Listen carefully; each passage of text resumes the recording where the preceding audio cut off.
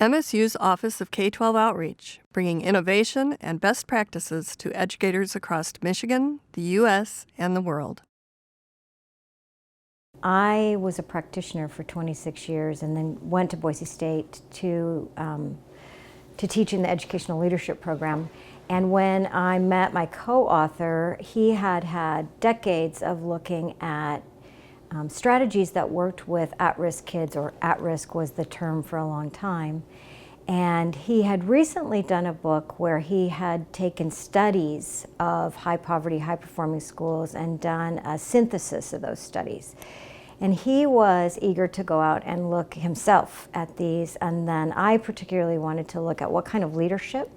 So what kind of leadership did it take administratively, and then leadership, teacher leadership. So that was really the impetus, is that we wanted to sort of see it for ourselves.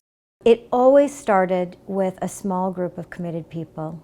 In our case, it always included the principal. I think there are high poverty schools that are high performing, that serve kids well, that have alternative ways of governing, that don't have a principal. But in our study, they all had the principal and a small group of committed people that had something happen. It could be a very small thing. They could go to a conference together and start a conversation and decide that they were going to do something very differently, and that their kids were as smart as any other kids and deserved the kind of education that other kids were getting.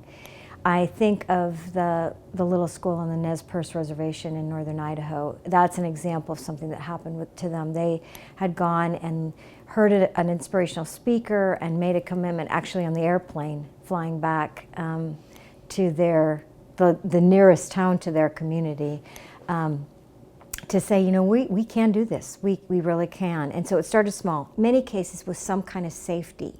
That could be really like physical safety, like getting rid of gang behavior, getting rid of gang paraphernalia, drugs, bullying, the very base stuff. The next kind of step, though, or almost concurrently, was always literacy, was taking on the issue of all kids becoming proficient in literacy, because it's the gateway skill. And they all have a similar journey in that they start small, they get at it, they keep it the main thing, and they keep it in the forefront. As they meet with some level of success, usually in a very short time, some quick wins, another whole group of people become believers and begin to challenge their mindsets about what these kids are capable of, push them to higher standards. So that's a similarity that you see. And then, so environment, and then a focus on learning.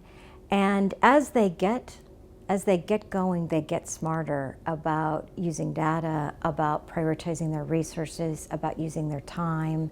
So that whole thing that we kind of call leadership capacity, that infrastructure stuff gets stronger. And they get more courageous about making the decisions for the needs of kids versus the needs of adults, which is too often the case. I think the other commonality in their journey is that things that have become unquestioned in so many schools, traditions that have become unquestioned, practiced mindsets. For instance, that a student can only take a test once, and that's the grade, and that's the end. That's sort of old school thinking. And these schools challenge that and use what we call uncommon sense. So it's uncommon practice that completely makes sense in what they're trying to do. And we bumped up against that a lot, whether you call it out of the box thinking or challenging the status quo. That's a commonality in their journey. It's a co-authored book, and the framework really highlights the journey. And while they all have some unique characteristics, they have several things in common, which is what we created the framework out of, hoping that then folks would be able to apply it to their context. The three arenas are building leadership capacity, focusing on learning, and it's three kinds of learning. Obviously student learning, but also the adults in the building learning, and the system itself getting smarter about the way it does, so system level learning. And then the third arena is fostering a healthy, safe, and supportive learning environment. So the building leadership capacity is really the infrastructure pieces. It's how you hire, and how you grow people to be successful in working with kids who live in poverty. It's how you use your resources, your material resources, your budget. It's how you allocate time, and it's shared leadership. It's a governing structure in these schools where the principal knows he or she can't do it alone. They empower people, a lot of teacher leadership, and a lot of reciprocal leadership. So the principal doesn't ask folks to do things that he or she can't support them in learning how to do or giving them the resources to do. So that's the leadership capacity. Focusing on learning is just that. It's often, one of the ways we find these schools, for good or for bad, is that we look at standardized test scores and we look at state mandated tests. But once you look at that and you really ask the question, how did they get there? You find that it isn't just it is so much more than just doing well on standardized tests. And that was one of the things I really, as a practitioner, having never been a researcher, I was real biased about going into these schools, thinking they were going to be pretty sterile environments that pretty much taught to the test.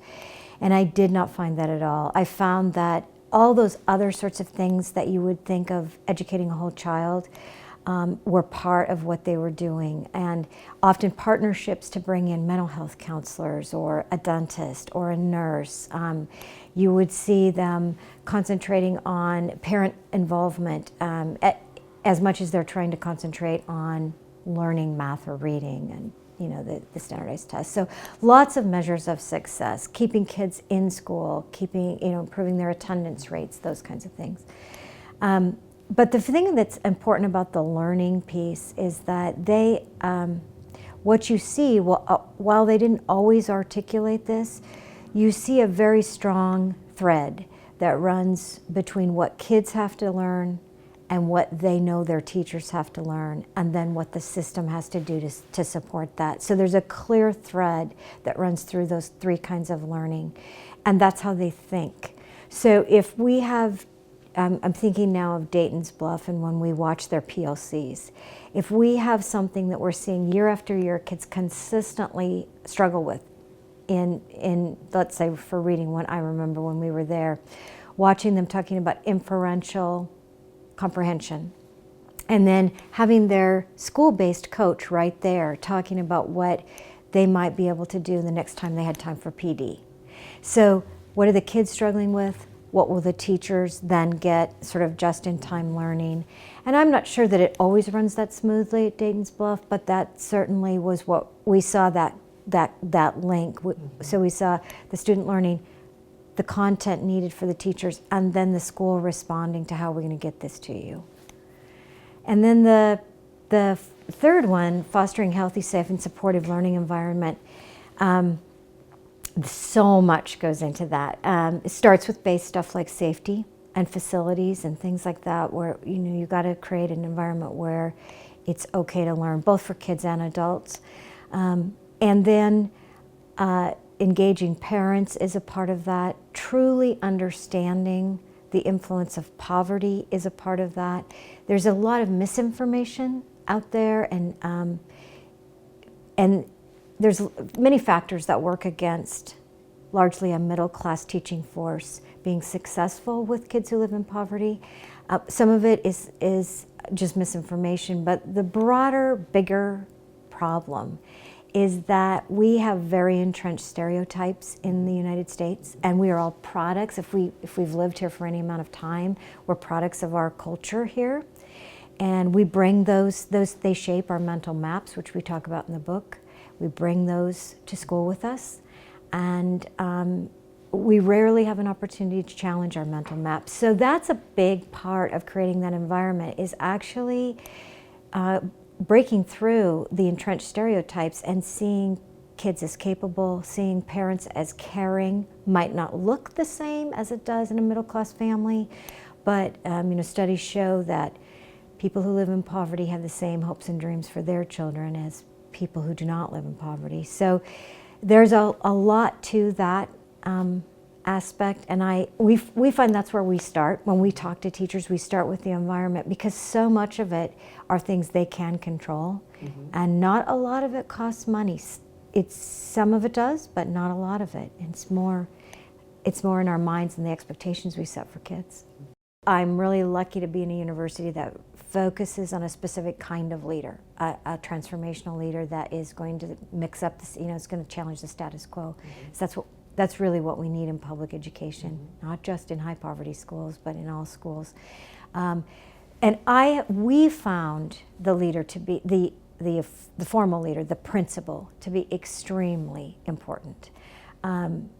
Like I say, I think it could be done in another way, but the schools we studied, it would not have happened had the school principal not embraced the journey, not seen everything he or she did as either furthering it or not furthering it. And if it wasn't furthering the mission and the vision that he or she had for the school, they stopped doing it. So whether it was how they set up decision-making bodies, or how they did supervision and evaluation of teachers, or how they reached out to families, it was all on that same sort of singular notion that all kids in this school, regardless of socioeconomic class, are going to meet high standards. Society's never going to be better for our own kids until it's better for every kid. And that's the business we're in. We're in the business of school response to family background. And we know it can be done.